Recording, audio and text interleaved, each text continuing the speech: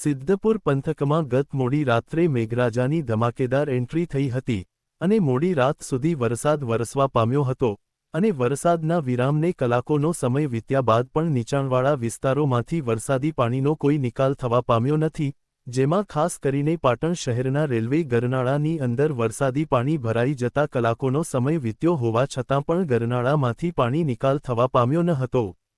પાલિકા તંત્ર સવારે પણ ગરનાળામાંથી પાણીના નિકાલ માટેની કોઈ કાર્યવાહી ન કરવામાં આવતા વાહન ચાલકો તેમજ રાહદારીઓને પારાવાર મુશ્કેલીનો સામનો કરવાનો વારો આવ્યો હતો. ગરનાળામાં પાણી ભરાતા અને તે માર્ગ પર આવેલ પાટણ કોર્ટ, એસપી કચેરી સહિત બસ સ્ટેન્ડ વિસ્તાર તરફ જવા માટે લોકોને ભારે મુશ્કેલી ભોગવવી પડી હતી, તો ગરનાળાની અંદર અસંખ્ય વાહનો બંધ પડી જતા ધક્કા મારીને વાહનો બહાર કાઢવા પડ્યા હતા.